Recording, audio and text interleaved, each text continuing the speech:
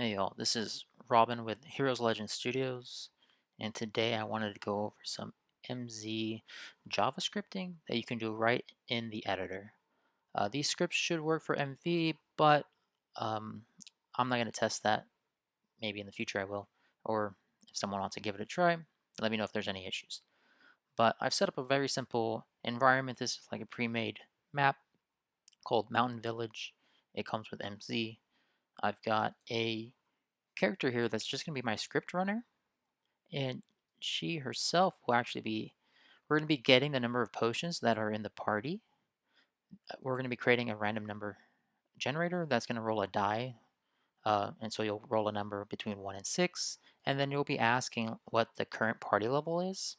So 3 very simple, and I think commonly used um, scripts that would be very handy to just have in your game without having to do or use any like plugins. So let's go ahead. I do have some notes on my side here.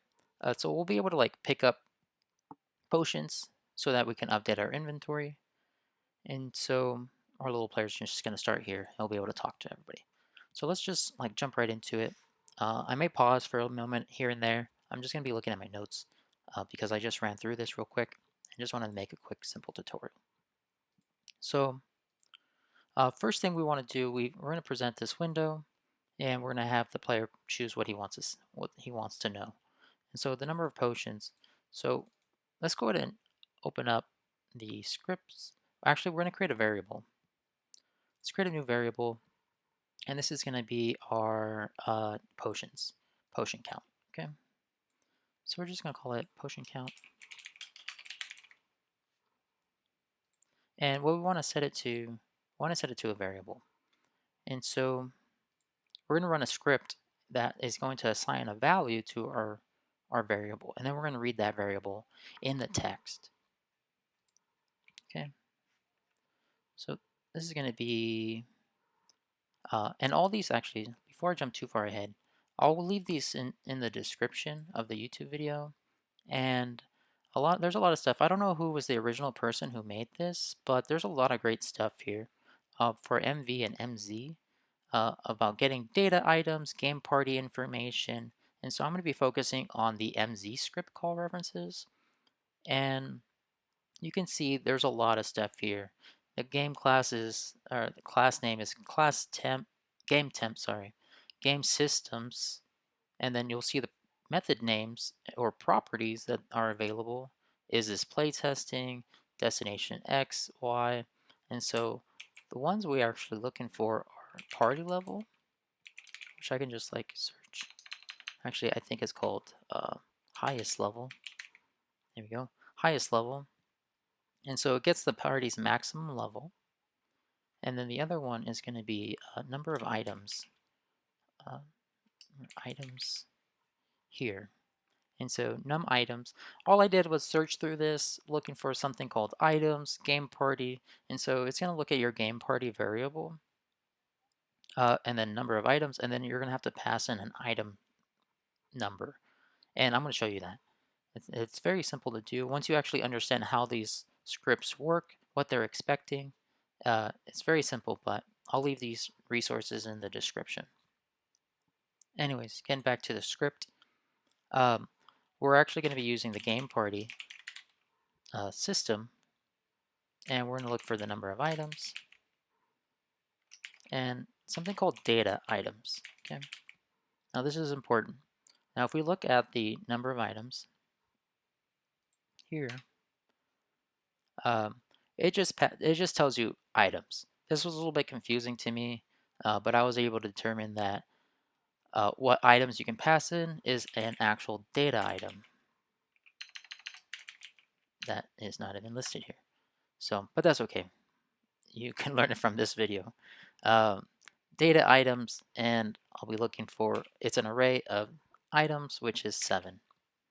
And how do I know this? Let me show you. Oops, let me finish this. So we're going to look at the game party. We're going to look for a number of items, which is just a method call. And we're looking for a variable that's in of data of items 7. Okay. Now if we go to our database, go to items, you'll see that number 7 is potions. So we can use that variable. So this is all our data items, and you're going to obviously be looking for anything that is actually associated to a value. And don't be confused if you're used to other coding environments and coding languages. This is not zero-based, it is one-based. I know that could throw me off too. But so we're going to look for variable number 7. It's a potion. And if we look at our potions, we're going to say, hey, potions add 1. So we're looking for item number 7, potions, and we're going to add 1. And there's ways that you can do this through scripts. You can add number of items or data item 7, and it'll add that. It'll do the exact same thing, but I think that's a little bit nicer. So again, game party number of items, num items of potion is going to be whatever variable 1 is. So you have x, and I guess I should have played through this, but I think it's standard. So if you just hover here, it will show up like a little dialog of what the values are, but it is \v, capital V, I think it's case sensitive, 1. Okay, and now this is going to return our number of potions, and it's going to say of that variable. And so let's go ahead and give that a quick playthrough.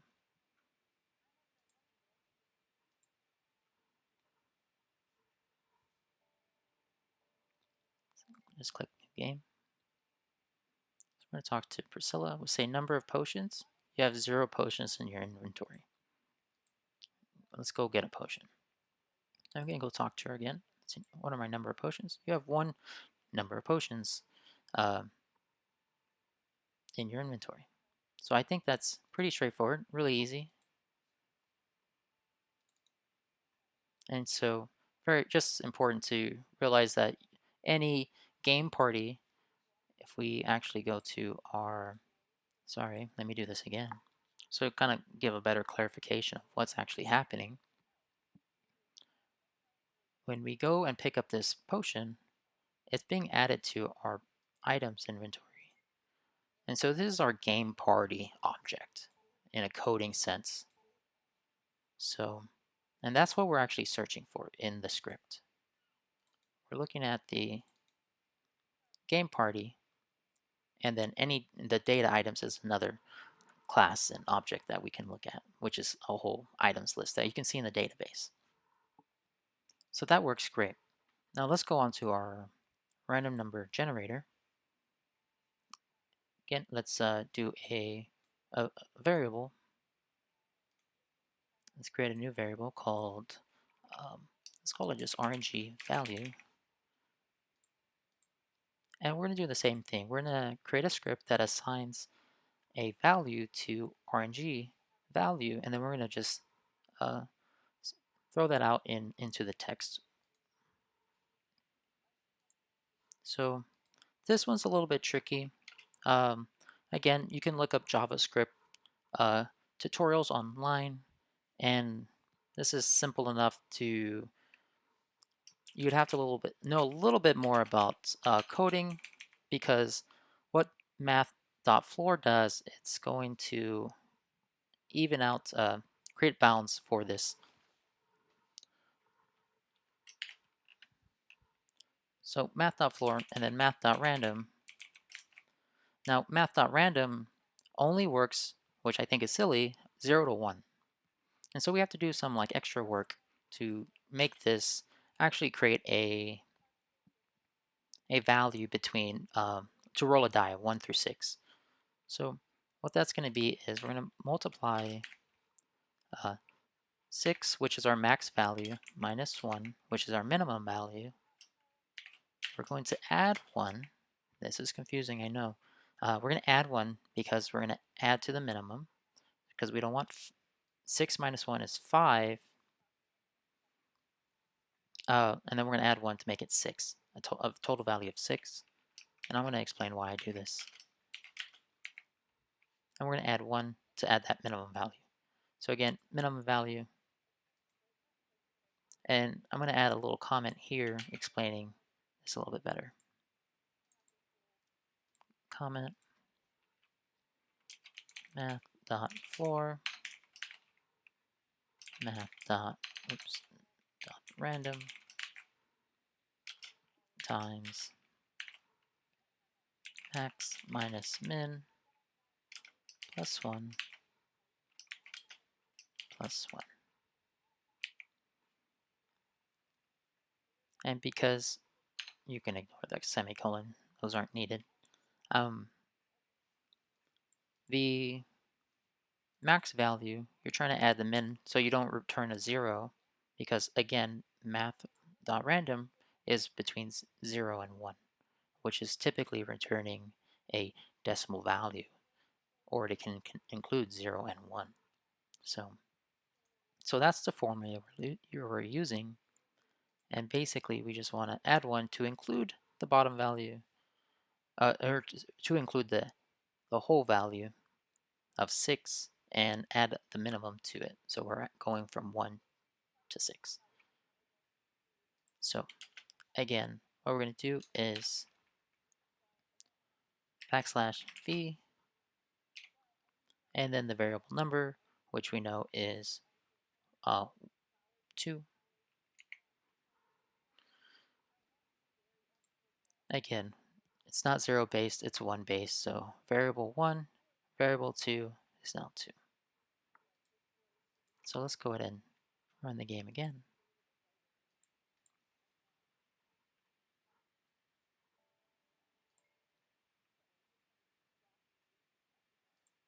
And let's get a random number. Oh, sorry.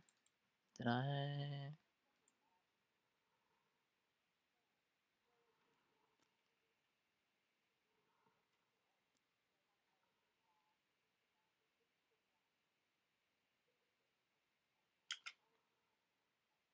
Let's see. What did I? Math.floor. Math.random.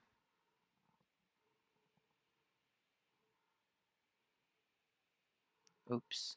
I know what I did. Oops. Here it is. It should be not 6 minus 1 parentheses. It should be 6 minus 1 plus 1 parentheses. No, I wrote it right here looking at my notes, but it's alright. Let's do that again. I added an extra parentheses that I didn't need.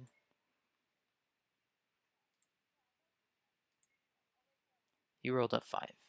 So if we keep going over and again, roll the 1, we should get 1 through 6. And let's see if we can get a 6. Roll the 5 one more time. Roll the 5. Okay. So not a problem. We should be able to roll 1 through 6. So it's kind of a simple way to do a random number generator, and could be a little bit complicated. But let's go on and let's get to the current player's level. So what we want to do is again add a new variable that's going to be current party level, and we're going to set this to a script, and it's going to be $game party, again another game party variable. I'm going to say highest level.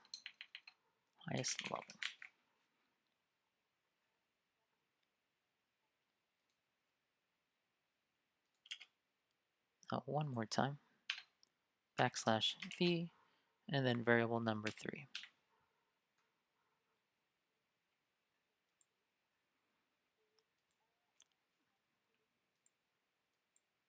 So now we've got everything set up.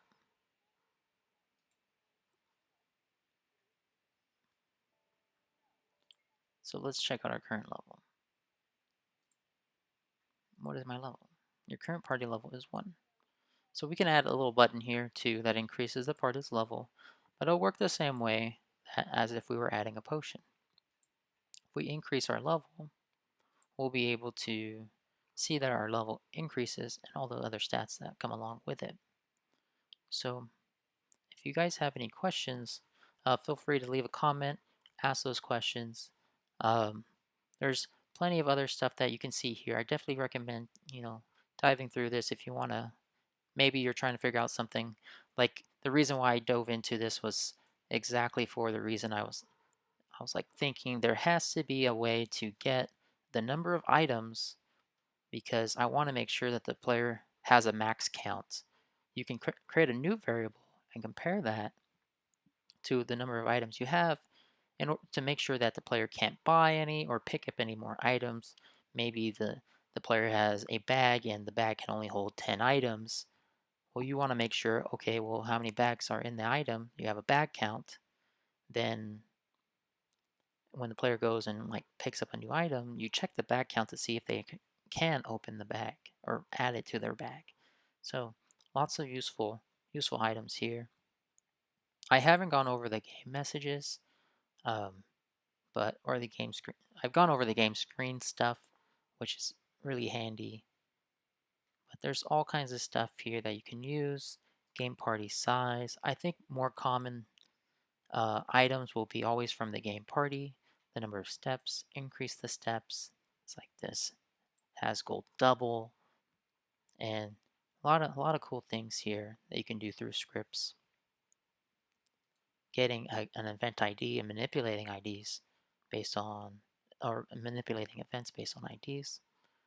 Um, by all means, if you guys have an idea for uh, for something and wants a plugin for it, or try to use a plugin for it, but maybe it's very simple, try to think of something that is simple that can be done in a few sentences, an idea that can be done in a few sentences, then see if maybe a script's possible. And because that's much easier to write a script than it is to write a whole plugin to support a simple function. But I want to thank everyone for watching this video. Again, if you like my videos or want to see more videos about JavaScripting in RPG Maker, MV, or MZ, um, like and subscribe. I'll be posting more videos and tutorials of my projects and things that I learned in RPG Maker. Thanks again, everyone. Have a good day.